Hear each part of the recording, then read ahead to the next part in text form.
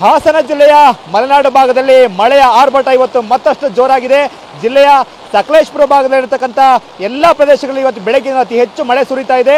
ಇದರಿಂದಾಗಿ ಏನು ಮಂಗಳೂರು ಮತ್ತು ಬೆಂಗಳೂರು ನಡುವೆ ಸಂಪರ್ಕ ಕಲ್ಪಿಸತಕ್ಕಂಥ ರಾಷ್ಟ್ರೀಯ ಹೆದ್ದಾರಿ 75ರಲ್ಲಿ ಮತ್ತಷ್ಟು ಭೂಕುಸಿತ ಆಗ್ತಾ ಇದೆ. ಈಗ ಸಕಲೇಶಪುರ ತಾಲೂಕಿನ ಕೊಲ್ಲಹಳ್ಳಿ ಗ್ರಾಮದ ಬಳಿ ದೊಡ್ಡ ಪ್ರಮಾಣದಲ್ಲಿ ರಸ್ತೆಯ ಬರೆ ಕುಸಿತಿರ್ತಕ್ಕಂಥದ್ದು. ಇದು ಇನ್ನೂ ನಿರ್ಮಾಣ ಹಂತದಲ್ಲಿರ್ತಕ್ಕಂಥ ರಾಷ್ಟ್ರೀಯ ಹೆದ್ದಾರಿ 75ರ ಚತುಷ್ಪಥ ರಸ್ತೆ ನಾವು ನೋಡ್ತಾ ಇದ್ದೀವಿ. ಸುಮಾರು 200 ಮೀಟರ್ ಉದ್ದಕ್ಕೆ ರಸ್ತೆಗಾಗಿ ಕಟ್ಟಿದಂಥ ತಡೆಗೋಡೆ ಸಂಪೂರ್ಣವಾಗಿ ಕುಸಿದು ಕೆಳಗಡೆ ಹೋಗ್ತಾ ಇದೆ. ಇದಕ್ಕೆ ಕಾರಣ ಏನು ಅಂತ ಹೇಳಿದ್ರೆ ಈ ರಸ್ತೆಯನ್ನು ಸರಿಯಾಗಿ ಸಮರ್ಪಕವಾಗಿ ವೈಜ್ಞಾನಿಕವಾಗಿ ನಿರ್ಮಾಣ ಮಾಡಿಲ್ಲ ಅಂತಕ್ಕಂಥ ಆರೋಪ ಮೊದಲಿಂದ ಕೂಡ ಕೇಳಿ ಬರ್ತಾ ಇದೆ. ಸುಮಾರು 25ರಿಂದ 30 ಅಡಿ ಎತ್ತರಕ್ಕೆ ಮಣ್ಣಿನ ರಾಶಿಯನ್ನು ಹಾಕಿ ಅದರ ಮೇಲೆ ಈ ರಸ್ತೆಯನ್ನು ಕಾಂಕ್ರೀಟ್ ರಸ್ತೆಯನ್ನು ಮಾಡಿರ್ತಕ್ಕಂಥ ನಾವು ನೋಡ್ತಾ ಇದ್ದೀವಿ. ಮಳೆ ಜಾಸ್ತಿ ಆಗಿದೆ.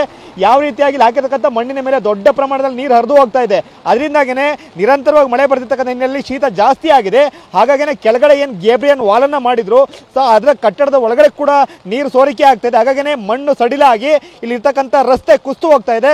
ಇವತ್ತಂತೂ ಅತಿ ಹೆಚ್ಚಿನ ಪ್ರಮಾಣದಲ್ಲಿ ಮಳೆ ಸುರಿತಾ ಇದೆ. ಸೊ ಈ ಮಳೆ ಹೀಗೆ ಮುಂದುವರೆದ್ರೆ ಖಂಡಿತವಾಗ್ಲೂ ಕೂಡ ಇಲ್ಲಿ ನಿರ್ಮಾಣ ಆಗಿರತಕ್ಕಂಥ ರಸ್ತೆ ಕೊಚ್ಚಿ ಹೋಗ್ತಕ್ಕಂಥ ಆತಂಕ ಇದೆ. ನಿನ್ನೆ ಗುಲಗಳ ಸಮೀಪ ರಾಟೆ ಮನೆ ಹತ್ರ ಕೂಡ ಒಂದು ಕಡೆ ಭೂಕುಸಿತ ಆಗಿತ್ತು. ಇವತ್ತು ದೊಡ್ಡ ಪ್ರಮಾಣದಲ್ಲಿ ನಾವು ನೋಡ್ತಾ ಇದ್ದೀವಿ ಎಷ್ಟು ಉದ್ದಕ್ಕೆ ಇಲ್ಲಿ ಸಂಪೂರ್ಣವಾಗಿ ಇಲ್ಲಿ ಕಟ್ಟಿದಂಥ ಸಣ್ಣ ಪ್ರಮಾಣದ ತಡೆಗೋಡೆ ಕುಸಿದು ಕೆಳಗಡೆ ಹೋಗಿದೆ. ಸೊ ಆ ಕೆಳಗೆ ಮಣ್ಣಿನ ಒಳಗಡೆ ನೀರು ಹರಿದಿದೆ. ಇದರಲ್ಲಿ 25ರಿಂದ 30 ಅಡಿಗಳಷ್ಟು ಎತ್ತರಕ್ಕೆ ಮಣ್ಣನ್ನು ಹಾಕಿ ಅದರ ಮೇಲೆ ಕಾಂಕ್ರೀಟ್ ರಸ್ತೆಯನ್ನು ಮಾಡಿರ್ತಕ್ಕಂಥದ್ದು. ನಿರಂತರವಾಗಿ ಮಳೆ ಆಗ್ತಾ ಇದೆ.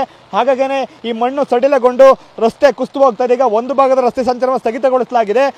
ಕೇವಲ ಒಂದು ಭಾಗದಲ್ಲಿ ಮಾತ್ರ ವಾಹನಗಳ ಸಂಚಾರಕ್ಕೆ ಅವಕಾಶ ಮಾಡಿಕೊಡಲಾಗಿದೆ. ಈಗ ಏನಾಗ್ತಾ ಇದೆ, ಯಾಕೆ ಇಷ್ಟೆಲ್ಲ ಅನಾಹುತ ಆಗ್ತಾ ಇದೆ ಅಂದರೆ ಮಾತಾಡಲಿಕ್ಕೆ ಸ್ಥಳೀಯರು ನಮ್ಮ ಜೊತೆಗಿದ್ದಾರೆ. ಹೇಳಿ ಸರ್, ಈಗ ಕಳೆದ 2-3 ದಿನಗಳಿಂದ ಹೆಚ್ಚಿನ ಮಳೆ ಆಗ್ತಾ ಇದೆ.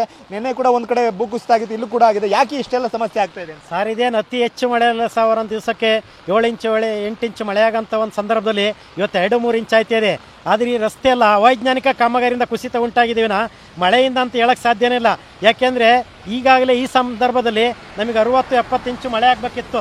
ಈಗಾಗಲೇ ಒಂದು 25-30 ಇಂಚು ಮಳೆ ಆಗಿದೆ ಅಷ್ಟೇ. ಇದು ಮಳೆಯಿಂದ ಆಗಿರೋ ಸಮಸ್ಯೆ ಅಲ್ಲ. ಇವರು ಏಕಾಏಕಿ ಬಂದು ಒಂದು 1000 ಲೋಡ್ ಮಣ್ಣನ್ನ ಒಂದು 60-70 ಅಡಿ ಎತ್ತರದಲ್ಲಿ ಸುರಿದು ಒಂದು ತಡೆಗೋಡೆ ಇಲ್ಲ, ಒಂದು RCC ಹೆಡ್ವಾಲ್ ಇಲ್ಲ, ಒಂದು ಕಾಮಗಾರಿನ ವೈಜ್ಞಾನಿಕ ರೀತಿಯಲ್ಲೇ ಮಾಡ್ತಿಲ್ಲ. ಅಧಿಕಾರಿಗಳಾಗಲಿ ಜನಪ್ರತಿನಿಧಿಗಳಲ್ಲಿ ನಾವು ಕರ್ನಾಟಕ ರಕ್ಷಣಾ ವೇದಿಕೆ ಅಂದರೆ 2018ರಿಂದ ಬೃಹತ್ ಹೋರಾಟನ ಮಾಡ್ಕೊಂಬಂದಿದ್ವಿ, ಬೃಹತ್ ಮೆರವಣಿಗೆನ ಮಾಡಿದ್ವಿ, ಕಾಲ್ನಡಿಗೆ ಜಾಥಾನ ಮಾಡಿದ್ವಿ. ಆದರೂ ಕೂಡ ಯಾರು ಕೂಡ ಎತ್ತ ಗಮನ ಹರಿಸ್ತಿಲ್ಲ. ಈ ಅನಾಹುತಗಳು ಮುಂದೆ ಸಂಭವಿಸೋಕ್ಕಿಂತ ಮುಂಚೆನೆ ಜನಪ್ರತಿನಿಧಿಗಳಿರ್ಬೋದು, ರಾಷ್ಟ್ರೀಯ ಹೆದ್ದಾರಿ ಅಧಿಕಾರಿಗಳಿರ್ಬೋದು ಇತ್ತ ಕಡೆ ಗಮನ ಹರಿಸಬೇಕು ಅಂತೇಳಿ ಕರ್ನಾಟಕ ರಕ್ಷಣಾ ವೇದಿಕೆಯಿಂದ ಎಚ್ಚರಿಕೆಯನ್ನು ನೀಡ್ತಿದ್ವಿ. ಇದೊಂದು ರಾಷ್ಟ್ರೀಯ ಹೆದ್ದಾರಿ. ಈ ರಾಷ್ಟ್ರೀಯ ಹೆದ್ದಾರಿಯಲ್ಲಿ ನೀರು ಕೆಳಗಡೆ ಹೋಗ್ಲಿಕ್ಕೆ ಬೇಕಾಗಿರ್ತಕ್ಕಂಥ ವ್ಯವಸ್ಥೆಗಳಿಲ್ಲ. ಎಷ್ಟು ದೊಡ್ಡ ಪ್ರಮಾಣದಲ್ಲಿ ಒಂದು ಕೆರೆ ರೀತಿಯಲ್ಲಿ ನೀರು ನಿಂತಿದೆ. ಹಾಗಾಗಿ ರಸ್ತೆ ಸಹಜವಾಗಿಯೇ ಶೀತ ಜಾಸ್ತಿ ಆಗುತ್ತೆ, ಮಣ್ಣು ಕುಸಿಯುತ್ತೆ. ಸೊ ಅಷ್ಟೆಲ್ಲ ಅಂದರೆ ಒಂದು ರಸ್ತೆಯ ಒಂದು ಕಳಪೆ ಕಾಮಗಾರಿ ಆಗಿದೆ, ಅವೈಜ್ಞಾನಿಕವಾಗಿ ಮಾಡಿರ್ತಕ್ಕಂಥ ಆರೋಪ ಇದೆ. ಮಾತಾಡಲಿಕ್ಕೆ ಇನ್ನೊಬ್ಬರು ಸ್ಥಳೀಯ ನಮ್ಮ ಜೊತೆಗಿದ್ದಾರೆ. ಸರಿ ಮಳೆ ಜಾಸ್ತಿ ಆಗ್ತದೆ. ನಿನ್ನೆ ಗುಳುಗಳಲ್ಲಿ ಸಮೀಪ ಕೂಡ ಸ್ಲೈಡಿಂಗ್ ಆಯಿತು. ಇವತ್ತು ಇಲ್ಲಿ ಏನು ಕೊಲ್ಲಳ್ಳಿ ಹತ್ರ ಸ್ಲೈಡಿಂಗ್ ಆಗ್ತದೆ. ಒಂದು ರೀತಿ ಜನರಿಗೂ ಕೂಡ ಒಂದು ರೀತಿ ಆತಂಕ ಮಳೆ ಜಾಸ್ತಿ ಆದಂಗೆ. ಸರ್, ಇದು ಕೊಲ್ಲಳ್ಳಿ ಮತ್ತು ಹೊಸೂರು ಎಸ್ಟೇಟ್ ಮಧ್ಯಭಾಗದಲ್ಲಿ ಆಗಿರೋದು. ಇದು ಕಳೆದ ಬಾರಿನೂ ಇದೇ ರೀತಿ ಕುಸಿತಿತ್ತು. ಅಧಿಕಾರಿಗಳ ಅವೈಜ್ಞಾನಿಕ ಕಾಮಗಾರಿನೇ ಇದಕ್ಕೆ ಕಾರಣ. ಮತ್ತು ರಾಜಕಾರಣಿಗಳ ಇಚ್ಛಾಶಕ್ತಿ ಇರಬೇಕು. MP ಅವರು 4 ದಿನದ ಸತತವಾಗಿ ಮಳೆ ಬರ್ತಿದೆ. MP ಅವರು ಎಲ್ಲೋಗಿದ್ದಾರೆ ಅಂತಲೇ ಗೊತ್ತಿಲ್ಲ. MP ಅವರು ಬಂದು ಸ್ಥಳ ಪರಿಶೀಲನೆ ಮಾಡಿ ಮೇಲ್ಮಟ್ಟದಲ್ಲಿ ಅಧಿಕಾರಿಗಳ ಜೊತೆ ಚರ್ಚೆ ಮಾಡಿ ಇದ್ರ ಬಗ್ಗೆ ಕ್ರಮ ಕೈಗೊಳ್ಳಬೇಕು. ಅವರೇ ಸುಮ್ಮನಿದ್ದಾರೆ. ಇದು ಏನು ಅಂತಲೇ ಅರ್ಥ ಆಗ್ತಾಯಿಲ್ಲ. ಅಧಿಕಾರಿಗಳದ್ದು ರಾಜಕಾರಣಿಗಳದ್ದು ಏನು ಅಂತ ಗೊತ್ತು. ಜನಗಳಿಗಂತೂ ಭಾರಿ ತೊಂದರೆ ಆಗ್ತಿದೆ. ಇನ್ನು 2 ದಿನದೊಳಗೆ ಪೂರ ಸಂಪರ್ಕನೇ ಕಡಿತಗೊಳ್ಳುತ್ತಿದ್ದು ಆ ಮಟ್ಟಕ್ಕೆ ನಿರ್ಮಾಣ ಆಗಿದೆ ಸರ್. ಈಗ ನಿರಂತರ ಇವತ್ತು ಬೆಳಗ್ಗೆಯಿಂದ ಸ್ವಲ್ಪ ಜಾಸ್ತಿ ಮಳೆ ಇದೆ. ರಸ್ತೆನೆಲ್ಲ ಸುಮಾರು 1/2 ಅಡಿಯಷ್ಟು ನೀರು ರಸ್ತೆನಲ್ಲಿ ನಿಂತಿದೆ. ಹೌದು ಸರ್, ರಸ್ತೆ ಇಲ್ಲಿ ಇವರು ಪೈಪ್ಲೈನೇ ಮಾಡಿಲ್ಲ ಸರ್ ಸರಿಯಾಗಿ ನೀರು ಹೋಗ್ಲಿಕ್ಕೆ. ಕೆಳಗಡೆ ನೋಡಿದ್ರೆ ಕೆರೆಗಳಿದ್ದಾವೆ, ಪ್ರೈವೇಟ್ ಕೆರೆಗಳಿದ್ದಾವೆ. ಅಲ್ಲಿ ಸೀಪೇಜ್ ಮಣ್ಣು ಜಾರ್ತಾ ರಸ್ತೆನೇ ಕುಸಿತಾ ಇದೆ.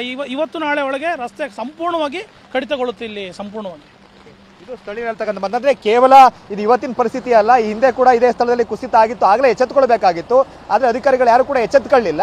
ಇವಾಗ ರಸ್ತೆನೇ ಸಂಪೂರ್ಣವಾಗಿ ಕೋಟ್ಯಾಂತರ ರೂಪಾಯಿ ಖರ್ಚು ಮಾಡಿ ನಿರ್ಮಾಣ ಮಾಡಿರ್ತಕ್ಕಂಥ ರಸ್ತೆ ಸಾಕಷ್ಟು ಕಡೆ ಕೊಚ್ಚಿ ಹೋಗ್ತಾ ಇದೆ. ಈಗ ಸ್ಥಳಕ್ಕೆ AC ಅವರು ಕೂಡ ಭೇಟಿ ಕೊಟ್ಟು ಪರಿಶೀಲನೆ ಮಾಡಿದ್ದಾರೆ. ಅಕಸ್ಮಾತ್ ಹೆಚ್ಚಿನ ಪ್ರಮಾಣದ ಹಾನಿ ಆದರೆ ಇಡೀ ಈ ಒಂದು ಸಂಪರ್ಕ ರಸ್ತೆಯನ್ನೇ ಅಂದರೆ ಹಾಸನ ಮತ್ತು ಸಕಲೇಶಪುರ ನಡುವೆ ಸಂಪರ್ಕ ಕಲ್ಪಿಸ್ತಕ್ಕಂಥ ರಾಷ್ಟ್ರೀಯ ಹೆದ್ದಾರಿ ಸಂಚಾರವನ್ನೇ ಸ್ಥಗಿತಗೊಳಿಸಿ ಆಲ್ಟರ್ನೇಟಿವ್ ಮೂಲಕ ಸಂಚಾರ ಮಾಡಲಿಕ್ಕೆ ಈಗ ಕೆಲವೊಂದು ತಯಾರಿಗಳನ್ನ ಮಾಡ್ಕೊಡ್ತಿದ್ವಿ ಅಂತಕ್ಕಂಥ ಮಾಹಿತಿಯನ್ನು ಕೊಟ್ಟಿದ್ದಾರೆ. ಸೊ ಈಗ ಏನು ಸಕಲೇಶಪುರ ತಾಲೂಕಿನಲ್ಲಿ ಅತಿ ಹೆಚ್ಚು ಮಳೆ ಆಗ್ತಿರ್ತಕ್ಕಂಥ ಸಹಜವಾಗಿಯೇ ಈ ಭಾಗದ ಜನರಲ್ಲೂ ಕೂಡ ಆತಂಕವನ್ನು ಸೃಷ್ಟಿ ಮಾಡಿದೆ. ಕ್ಯಾಮರಾಮನ್ ಮಹೇಶ್ ಜೊತೆ ಮಂಜುನಾಥ್ KB.